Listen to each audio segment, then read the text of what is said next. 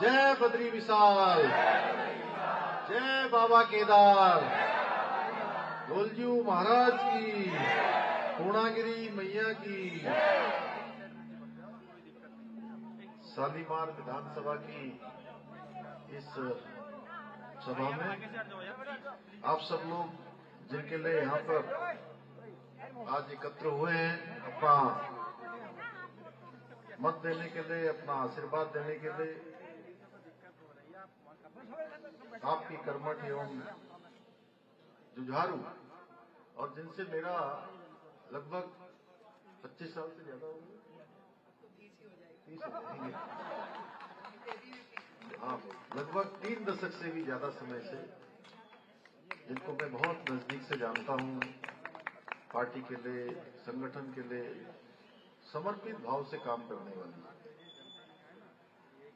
इस विधानसभा क्षेत्र की प्रत्याशी श्रीमती रेखा गुप्ता जी मेरे साथ उत्तराखंड से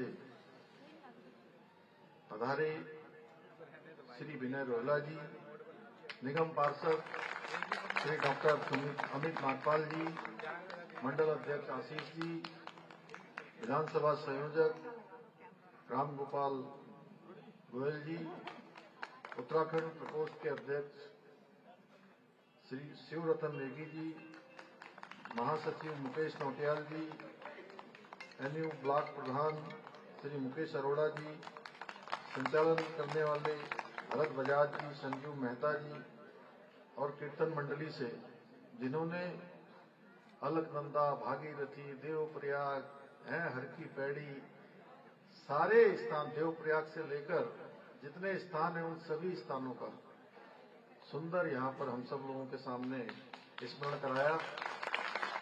सावित्री रावत जी और उनकी पूरी टीम, महिला मोर्चा की जिला उपाध्यक्ष मंजू बग्गा जी, अंजू बग्गा जी, प्रदीप सेठी जी, दिनेश पंडित जी व मंदिर प्रधान सीता जी, यश बत्रा जी एवं सभी हमारे सभी नेतागण, सभी विभिन्न संस्थाओं से आए हुए सभी हमारे बड़े बुजुर्ग, माताएं, बहनें, मेरे सभी नौजवान साथियों, उपस्थित मीडिया के हमारे मित्र, मैं आप सभी का आज इस शालीमार विधानसभा की सभा में देवभूमि उत्तराखंड के मुख्य सेवक के रूप में आप सब लोगों ने मेरा बड़ा स्वागत किया, अभिनंदन किया। मैं भी आप सबका अभिनंदन करता हूं, आप सबका स्वागत करता हूं। भाइयों बहनों, आज मैं रेखा जी के लिए आप सबका आशीर्वाद, आप सबका समर्थन मांगने के लिए आप सबके बीच में आया हूं। और रेखा जी, ये जितने भी लोग हैं बड़े देवतुल्य हैं और ये समझ लीजिए कि एक एक के अंदर कई हजारों लोग समाये हुए हैं। और अभी आज कितनी 31 हुई ना, आज तो अभी 5 दिन चुनाव होने में बचे हुए हैं, तो इन 5 दिनों में एक घर घर तक जाएंगे और आप देखिएगा आज से क्या माहौल आपका बनाएंगे सब। मुझे पूरा भरोसा है कि आप सब लोग इस बार जो है रेखा जी को ऐतिहासिक मतों से जिता देंगे। 3 बार यहाँ से निगम पार्षद आपने बनाया है आप सबके आशीर्वाद से, और पिछले 3 दशक से भी अधिक समय से आप सबके बीच में रहकर लगातार विकास के काम कर रही हैं, जनसेवा के काम कर रही हैं। और 3 बार यहाँ से निगम पार्षद रहते हुए यहाँ की जनता के लिए समर्पित भाव से विकास के लिए आपने काम किया है। और मैं आज रेखा जी के लिए ही आप सबका आह्वान करने के लिए आया हूं कि इनको आप लोग विजय बनाइए। और जैसे पूरे देश के अंदर अब उत्तराखंड के लोग हैं, लेकिन आज उत्तराखंड कई मायनों में आज देश के अग्रणी राज्यों में शामिल हो रहा है। और हमारे प्रधानमंत्री जी ने अभी 2 दिन पहले राष्ट्रीय खेलों का उद्घाटन किया है। इस बार बड़ा ऐतिहासिक हमारे लिए वो है कि इस बार के 38वें राष्ट्रीय खेल देवभूमि उत्तराखंड में हो रहे हैं। इसके साथ एक हम सब लोगों को, जो उत्तराखंड के लोग हैं और उत्तराखंड से गंगा निकलती है, अभी गंगा जी का आप लोगों ने जो है यहाँ पर कीर्तन किया और गंगा निकलकर अभी संगम में जो महाकुंभ हो रहा है वो भी गंगा जी की महिमा से हो रहा है। तो उसी प्रकार से जैसे मां गंगा देवभूमि उत्तराखंड से निकलकर पूरे देश को जल और जीवन देने का काम करती है। कहीं आचमन के काम आती है, कहीं लोग नहाते हैं, पीते हैं, कहीं सिंचाई के काम आती है, अनेक प्रकारों से समृद्धि लाने का काम मां गंगा करती है।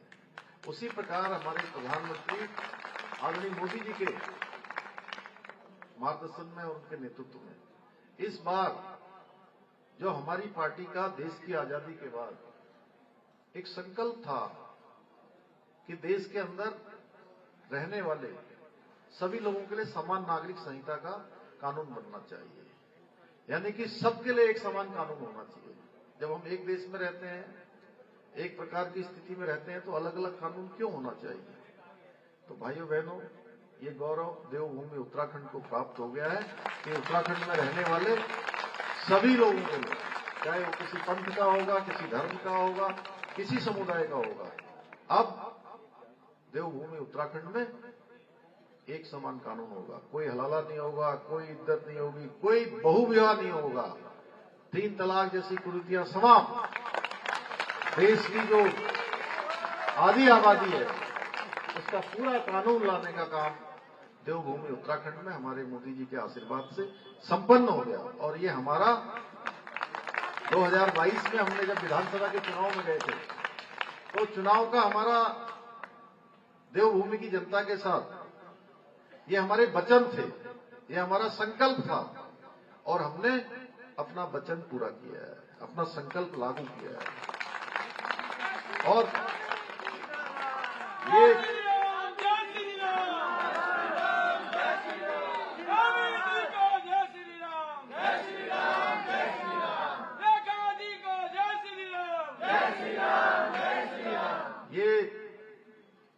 तभी संभव हुआ है जब वहां डबल इंजन की सरकार बनी है।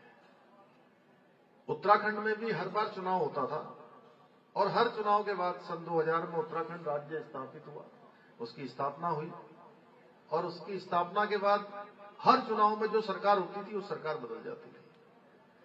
पहली बार देवभूमि उत्तराखंड के लोगों ने प्रधानमंत्री मोदी जी के नेतृत्व में उत्तराखंड में ये मिथक तोड़ दिया। एक मिथक था, एक परिपाटी थी, ये परिपाटी बदल दी और एक इतिहास बना दिया। भाजपा की सरकार थी और दोबारा से हमको सेवा करने का मौका दिया, अपना आशीर्वाद दिया। इसके कारण से अनेक काम आज वहां पर हो रहे हैं, चाहे 4 धाम ऑलवेदर रोडें हो, चाहे बद्रीनाथ मास्टर प्लान हो, केदारनाथ मंदिर का नवनिर्माण पुनर्निर्माण हो, हवाई सेवाएं हो, स्वास्थ्य सेवाएं हो, नए नए इंफ्रास्ट्रक्चर हो, दिल्ली से देहरादून एक्सप्रेस भी हो। रेखा जी, आपको पता है कि नहीं पता है? अब दिल्ली से देहरादून कुछ ही महीनों बाद आप लोग सब हवाई जहाज से जो जाते होंगे ना, वो हवाई जहाज से कोई नहीं जाएगा। हवाई जहाज की टिकट खाली रहने वाली है, क्योंकि 2 से 2.5 घंटे में आप सब लोग यहां से देहरादून पहुंच जाओगे।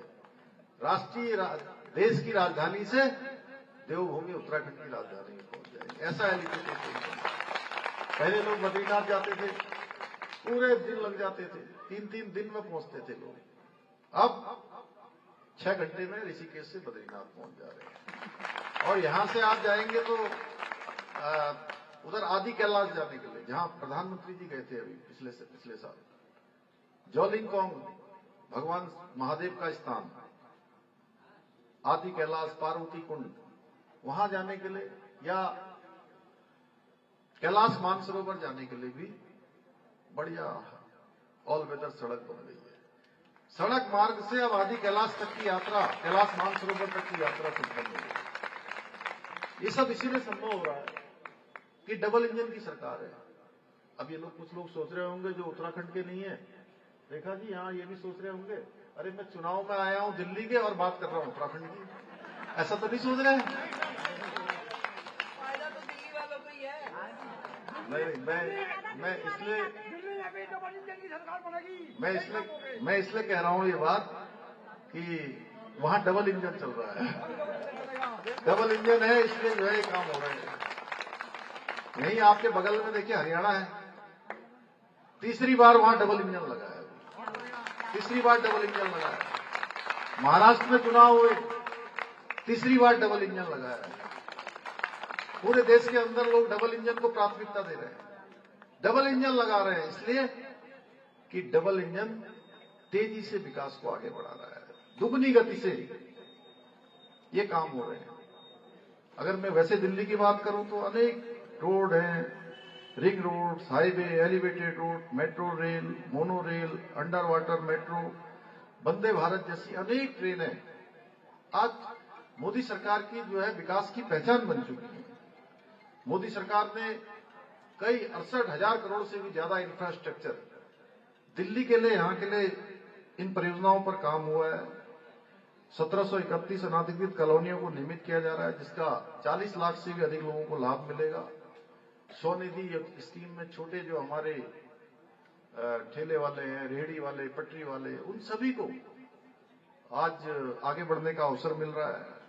भाइयों बहनों, मोदी सरकार आधुनिक भारत के निर्माण के साथ साथ गरीब कल्याण के लिए भी काम कर रही है, अंत्योदय के लिए भी काम कर रही है, जो समाज के अंतिम छोर में खड़े हुए हैं, चाहे वो जन धन योजना हो, उज्ज्वला योजना हो, पीएम आवास योजना हो, मुफ्त राशन योजना है, अनेक ऐसी योजनाएं जिसका लाभ आज देश के करोड़ों करोड़ों लोगों को मिल रहा है।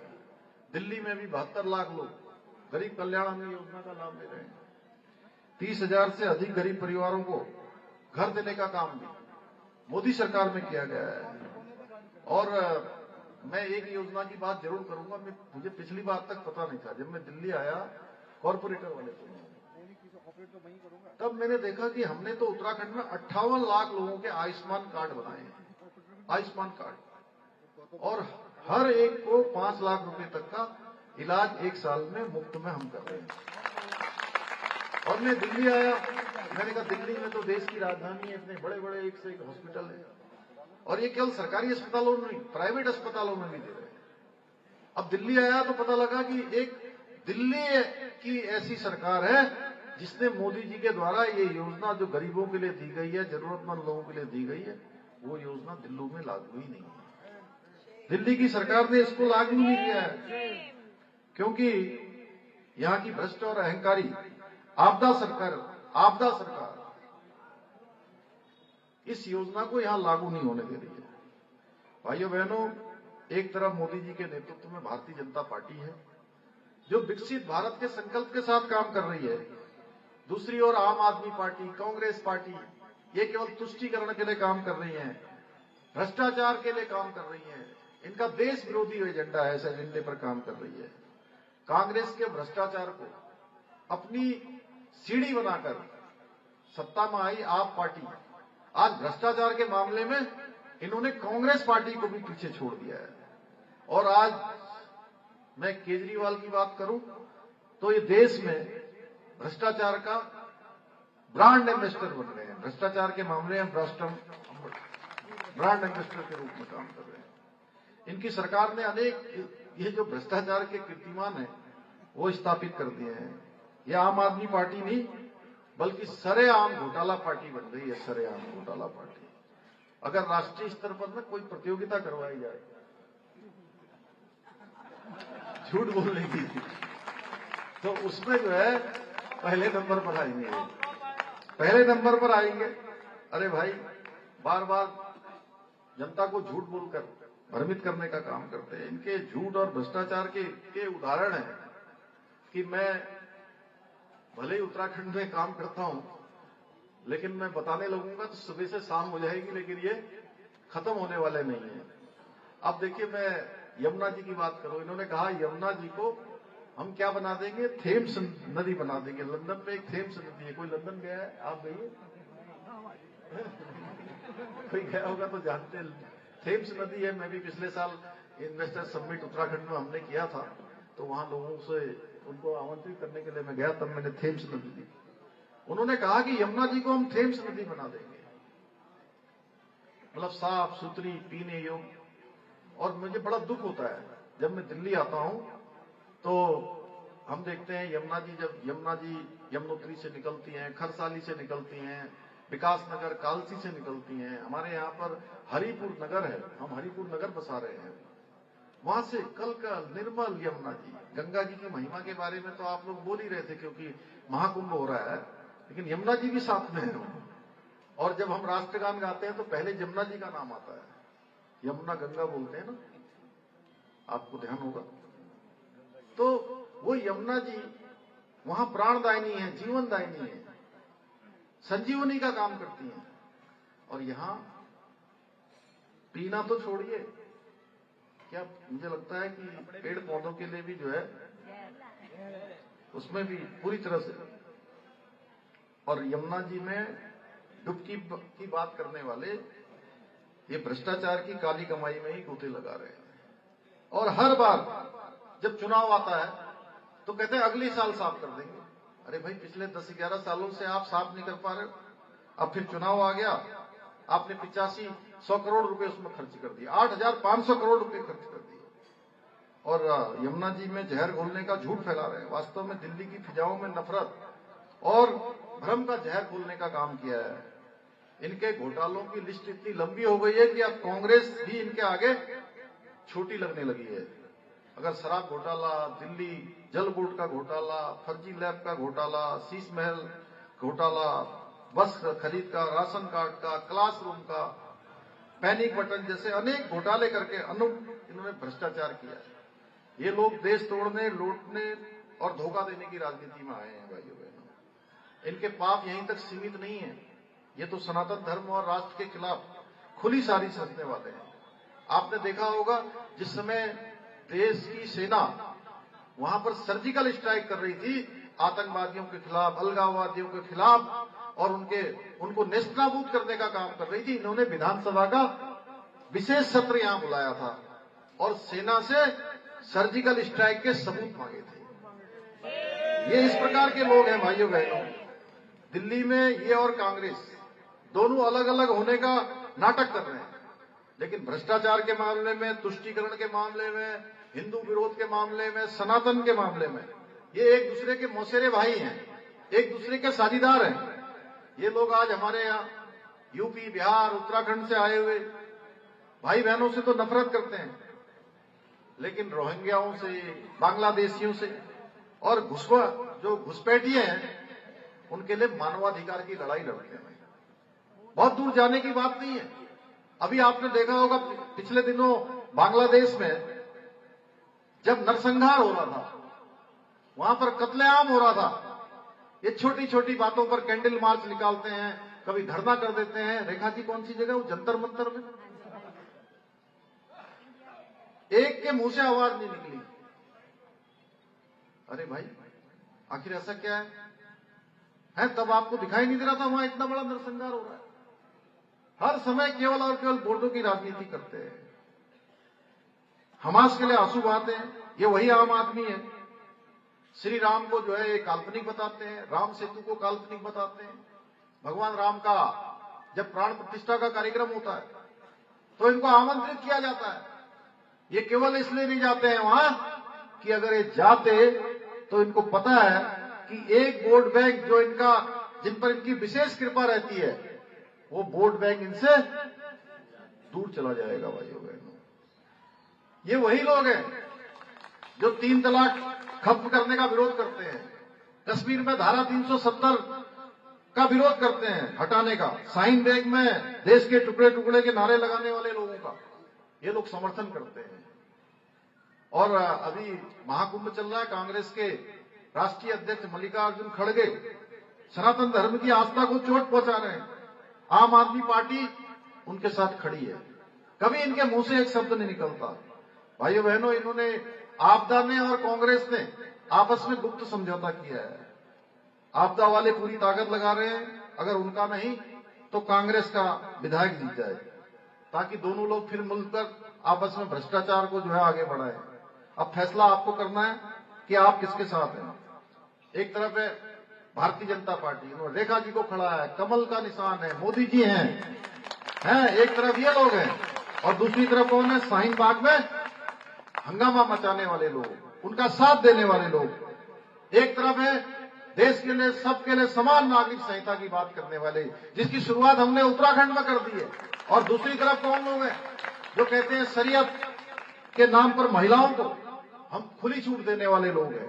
भाइयों बहनों, दिल्ली में भाजपा की सरकार बनने में पहली कैबिनेट में जिस विधानसभा में आप यहां से रेखा जी को भेजोगे, वो पहली कैबिनेट ये फैसला करने वाली है कि जो देश के अंदर मोदी जी ने आयुष्मान भारत योजना लागू की है, वो आयुष्मान भारत योजना यहां भी लागू होगी।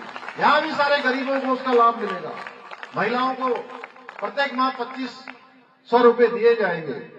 गर्भवती बहनों के लिए, महिलाओं के लिए 21,000 रुपए की सहायता और 6 पोषक किट दी जाएगी। नई सरकार बनती, 500 रुपए का गैस का सिलेंडर उपलब्ध होने के साथ ही होली दिवाली में अतिरिक्त 2 मुफ्त के गैस के सिलेंडर भी नई भाजपा की सरकार यहां देने वाली है।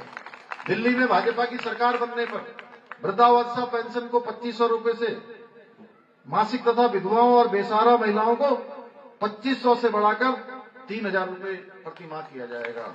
हर गरीब बस्ती में अटल कैंटीन स्थापित की जाएगी, जिसमें 5 रुपए में गरीबों को भरपेट भोजन उपलब्ध कराया जाएगा। ऑटो चालकों और टैक्सी चालकों को 10 लाख रुपए का स्वास्थ्य बीमा, 5 लाख रुपए की दुर्घटना बीमा मिलेगा। 1700 जो अनाधिकृत कॉलोनियां हैं, उनको पूर्ण मालिकाना हक दिया जाएगा। 6 माह के भीतर न्यायिक प्रक्रिया को पूरा करके जो 13,000 दुकानें बंद हैं केजरीवाल की गलती से, उनको सील किया गया है। भाजपा सरकार बनने पर उन सभी दुकानों को खोला जाएगा। वर्कर्स को 10 लाख रुपए तक का जीवन बीमा, 5 लाख तक का दुर्घटना बीमा दिया जाएगा। इसके साथ ही 50,000 युवाओं को सरकारी नौकरी, 20 लाख रोजगार के अवसर यहां सृजित होंगे। उत्तर प्रदेश की सरकार, हरियाणा की सरकार और दिल्ली की सरकार के माध्यम से महाभारत सर्किट बनाकर पर्यटन को बढ़ावा देने का काम भी यहां भाजपा की सरकार करेगी। ऐसे अनेक काम यहां भाजपा की सरकार करने वाली है। और मोदी जी के नेतृत्व में डबल इंजन यहां पर काम करेगा। मैं आप सभी से आज ये अपील करता हूं, आप सबसे अनुरोध करता हूं, प्रार्थना करता हूं कि रेखा जी को, रेखा गुप्ता जी के पक्ष में मतदान करके उनको भारी मतों से विजय बनाए और दिल्ली में डबल इंजन की सरकार बनाने में अपना योगदान दें। मुझे पूरा भरोसा है आप सब लोग कमल का बटन दबाएंगे, डबल इंजन की सरकार बनाएंगे, यहां से रेखा जी को विजय बनाएंगे।